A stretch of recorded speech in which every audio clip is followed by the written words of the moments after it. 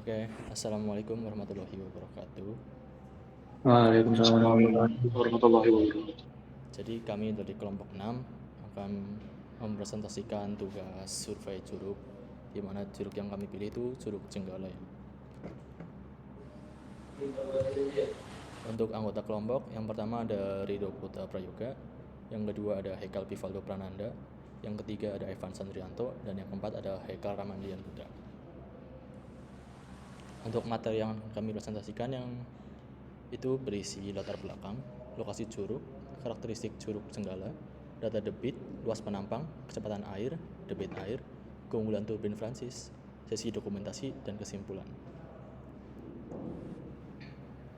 Ya, selanjutnya saya akan menjelaskan tentang latar belakang dari Curug Cenggala. Curug Cenggala terletak di Dusun Kalibagu, Desa Ketengar, Kecamatan Baturaden, Kabupaten Banyumas. Awalnya disebut Curug Tempuhan karena pertemuan Sungai Banjaran dan Mertelu. Nama Jenggala diambil dari juru kunci setempat. Curug ini memiliki 3 aliran air terjun yang berdampingan dan spot foto ikonik dengan dek cintanya. Pipa 2 peninggalan Belanda di sekitarnya menambah nilai sejarah. Akses menuju lokasi membutuhkan trekking sekitar 500 meter dengan fasilitas seperti area parkir, kios, musola, dan toilet. Curug Jenggala menawarkan kombinasi keindahan alam dan sejarah. Untuk lokasi dari Curug Jenggala berada di Jalan Pangeran Limboro, Dusun 3 Kalipagu, Desa Ketengar, Kecamatan Baturaden, Kabupaten Banyumas. Oke, selanjutnya ada karakteristik dari Curug Tinggalan. Di antaranya ada beberapa, yaitu yang pertama ada memiliki 3 terjun sejajar. Yang kedua, suasana alam yang masih asri. Terus yang ketiga, aksesibilitas yang sangat mudah dijangkau. Dari kota Purwokerto ke Curug Tinggalan kurang lebih 30 menitan. Lalu yang keempat, memiliki banyak spot untuk foto. Next. Ya, pada data debit kali ini, di mana rumus data debit yaitu H1 dikurangi H2, di mana H yaitu ketinggian air, H1 yaitu kecepatan titik air di titik pertama, dan H2 kecepatan air di titik kedua. Di mana yang telah kami survei diketahui dengan H1 dengan tinggi 30 meter dan H2 sebesar 5 meter. Maka diperoleh hasil selisih ketinggian airnya yaitu 25 meter. Selanjutnya untuk luas penampang, kami mengukur di 5 titik, yang dimana titik pertama itu setinggi 0,5 meter, titik kedua di 0,2 meter, titik ketiga di 1,05 meter, titik keempat di 0,58 meter, dan titik kelima di 0,3 meter. Nah, dengan rumus di mana luas penampang A1 itu menggunakan rumus segitiga, sama juga untuk titik A5.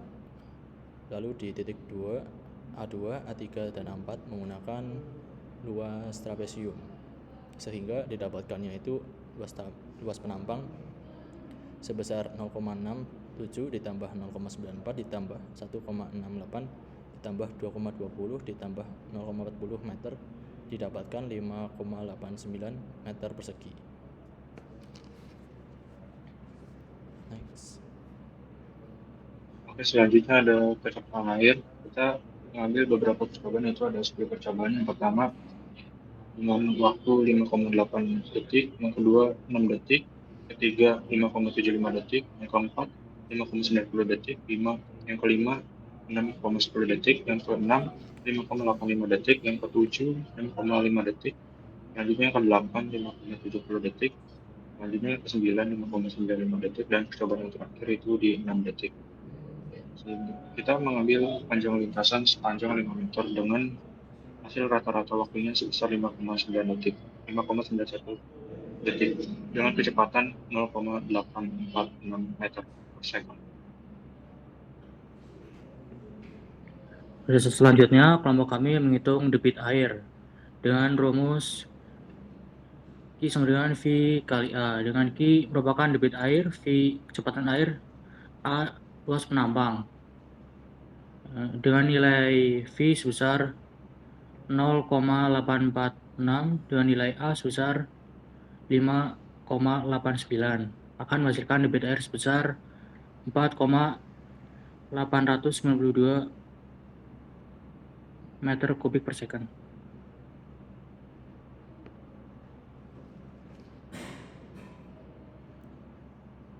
Mic Rido mic-nya. Ya, pada keunggulan turbin Prancis yang pertama yaitu fleksibel. Turbin Prancis bisa bekerja di rentang heat atau ketinggian jatuh air yang luas sekitar 10-600 meter. Yang kedua yaitu efisiensi yang tinggi, yang memungkinkan turbin hemat energi dan biaya operasional. Yang ketiga, biaya perawatan relatif rendah. Dengan desain yang sudah matang dan teknologi modern, perawatan turbin Prancis cukup mudah dan relatif rendah.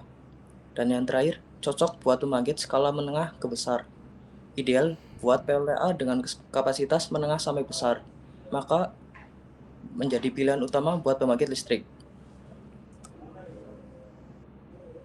Nah, berikut ini untuk sesi dokumentasi dari kami kita dan 4 dokumentasi. Next.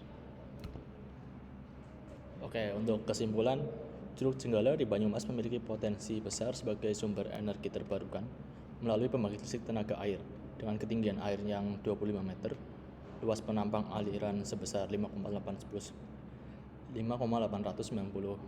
meter persegi dan debit airnya itu 4,892 meter kubik per second.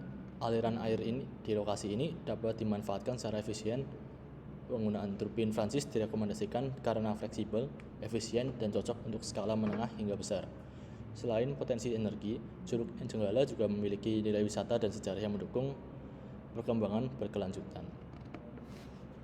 Oke, sekian dari presentasi dari kelompok kami.